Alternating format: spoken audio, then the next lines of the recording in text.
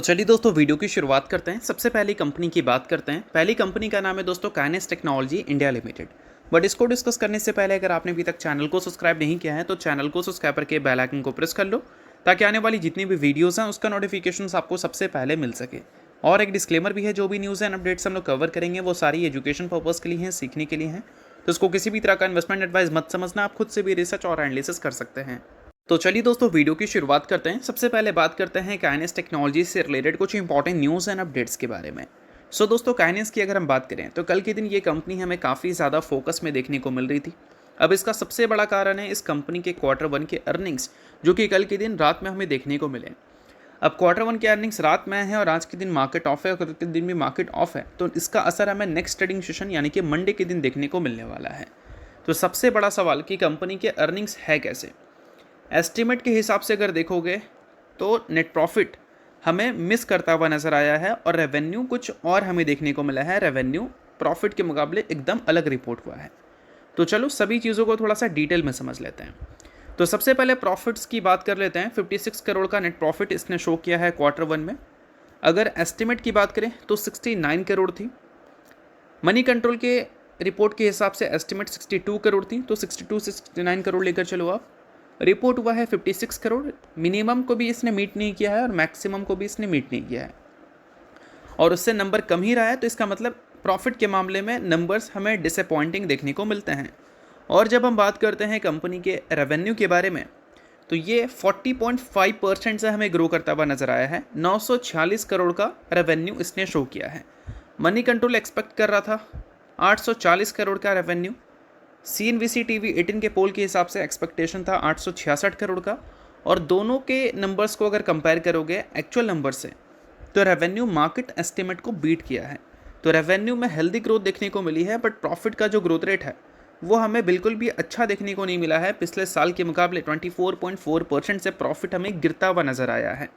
अब दोस्तों वीडियो में आगे बढ़ने से पहले बात कर लेते हैं सेबी रजिस्टर्ड टेलीग्राम चैनल के बारे में, जिसको आप ज्वाइन कर लो। लिंक इसका डिस्क्रिप्शन में दिख जाएगा। ज्वाइन करने का सबसे बड़ा बेनिफिट ये है कि जिस हिसाब से मार्केट में अप्स एंड डाउन दिख रहा है, ऐसे टाइम पे हर दूसरी कंपनी के एनालिसिस बहुत ज़्यादा इंपॉर्टेंट है। तो यहाँ पर आपको सभी कंपनी के टेक्निकल्स को एनालिसिस कर अपडेट होता हुआ देखने को मिल जाता है, जो कि हर किसी के लिए काफ़ी ज़्यादा यूज़फुल है। और इसके लिए आप चैनल को ज्वाइन कर फ्री में आप चेकआउट भी कर सकते हैं इन कंपनी के प्रॉपर टेक्निकल्स, जिससे आपको आइडिया लगेगा कि अभी इन कंपनी में क्या चल रहा है। तो without wasting any time link description में है, लिंक की तरफ जाकर चैनल को फ्री में ज्वाइन कर लो। और इसके साथ जब हम बात करते हैं EBITDA की, तो EBITDA हमें 30.5% से ग्रो करता हुआ नजर आया है। 148 करोड़ का EBITDA इसने शो किया है। एक्सपेक्टेशन थी 130 करोड़ की, यानी कि एक्सपेक्टेशन से बेहतर हमें इसके EBITDA देखने को मिले हैं। और EBITDA मार्जिन्स की अगर हम बात करें तो वो थोड़ी से हमें अलग देखने को मिलते हैं पिछले साल के मुकाबले। बट पोल के हिसाब से देखोगे तो ये भी नंबर आपको अच्छा ही दिखेगा। CNBC TV 18 का पोल एस्टिमेट था 15% का, इसने 15.6% रिपोर्ट किया। पिछले साल 16.8% था, उससे आपको नंबर कम दिख रही है बट एक्सपेक्टेशन से बेहतर दिख रही है।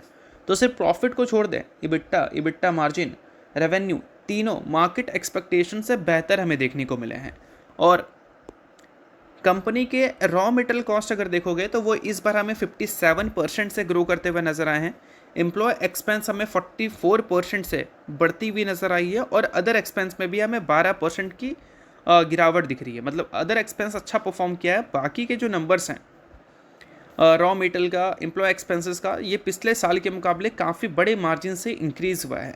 तो ये सारी चीज़ें कहीं ना कहीं कंपनी के जो नेट प्रॉफिट हैं उसमें इम्पैक्ट तो डाली हैं। बट इसके साथ जो कंपनी ने ऑर्डर बुक शो किया है क्वार्टर 1 तक का, वो 8,903 करोड़ का है। और पिछले साल के क्वार्टर 1 से कंपेयर करोगे तो 1500 करोड़ तक की जंप हमें कंपनी की ऑर्डर बुक में देखने को मिल जाएगी। तो इन सारी चीज़ों के बाद मैनेजमेंट ने ये कमेंट्री किया है कि ऑर्डर बुक का जो रेंज है वो 4000 से 5000 करोड़ के ऊपर वो कंटिन्यू देख रही है।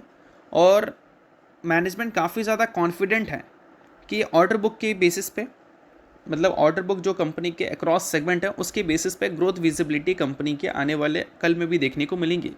और डिमांड हमें 3-4 इंडस्ट्रीज से दिख रहा है, जिसमें इलेक्ट्रॉनिक ने इंडस्ट्रियल इलेक्ट्रॉनिक, ऑटोमोटिव जिसमें EV नॉन EV दोनों की बात की गई है, एरोस्पेस एंड डिफेंस की बात की गई है, LOT स्मार्ट डिवाइसेस की बात की गई है।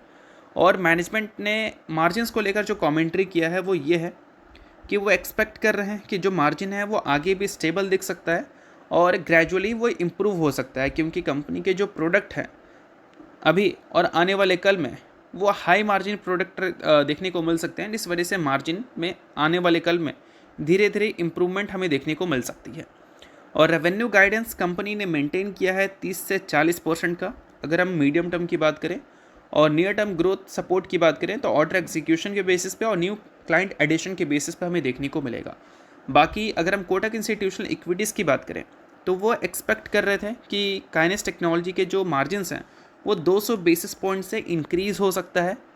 और काइनेस टेक्नोलॉजी के मार्जिन्स हमें ईयर ऑन ईयर बेसिस पे गिरते हुए नजर आए हैं, तो कहीं ना कहीं इस बेसिस पे हो सकता है कि नेक्स्ट ट्रेडिंग सेशन कोटक के एक नेगेटिव रिपोर्ट आपको काइनेस को लेकर देखने को मिल जाए।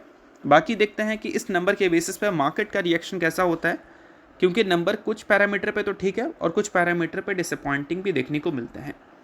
तो चलिए अब बात कर लेते हैं अगली कंपनी के बारे में, नाम है वारी एनर्जीज लिमिटेड।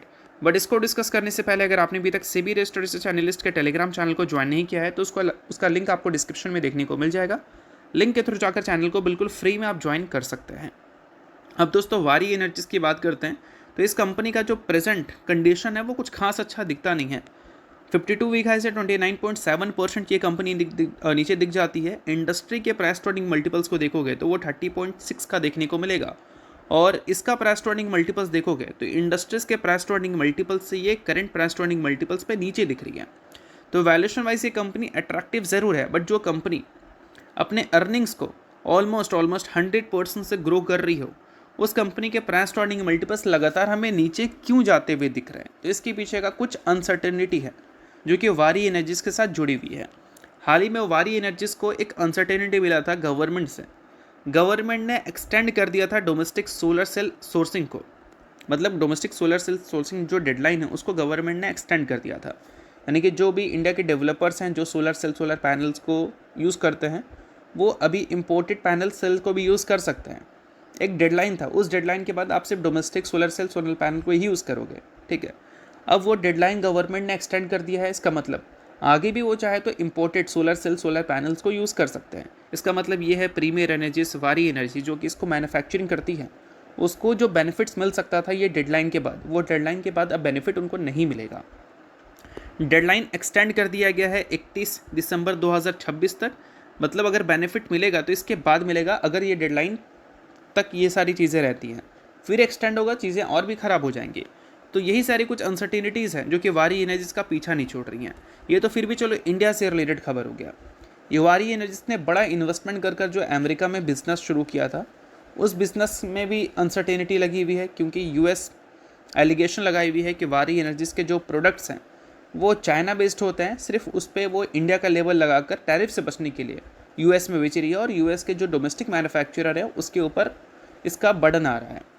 तो ये सारी चीज़ों के बेसिस पे भी इन्वेस्टिगेशन हमें देखने को मिल रही थी और वारी एनर्जीज़ के बोल सकते हैं फैसिलिटीज़ पे, और ये सारी चीज़ें वारी एनर्जीज़ को एक लंबे टाइम से नीचे ले जाने में हेल्प की हैं। वारी एनर्जीज़ का वैल्यूएशन एक टाइम पे हमें 65-66 का देखने को मिलता था। अभी अगर देखोगे तो वो वहाँ से बहुत ज़्यादा टूटकर 20 के भी नीचे आ चुका है। और वैल्यूएशन का इतना टूटना मतलब नियर टर्म में अनसर्टेनिटी मार्केट देख रही है, और वो अनसर्टेनिटी के बारे में तो हमने बात कर ही लिया। बाकी अगली कंपनी की बात करें तो अगली कंपनी दोस्तों एक इंफ्रास्ट्रक्चर कंपनी है, स्मॉल कैप कंपनी है, जिसने रिसेंटली 1:1 के रेशो में बोनस इशू किया है। और ये कंपनी का नाम क्या है भाई? तो ये कंपनी का नाम है दोस्तों चावड़ा इंफ्रा। तो अगर आप इस कंपनी के शेयर होल्डर हैं तो इस न्यूज़ को आप ज़रूर नोट कर चल सकते हैं, और अगर आप शेयर होल्डर नहीं है तो आप इग्नोर भी कर सकते हैं। न्यूज़ थी इस वजह से मैंने बता दिया, बाकी ये किसी भी तरह का रिकमेंडेशन नहीं है। तो होप करता हूँ ये वीडियो आपको अच्छा लगा होगा। लाइक कीजिए, सब्सक्राइब कीजिए। वीडियो देखने के लिए बहुत बहुत शुक्रिया।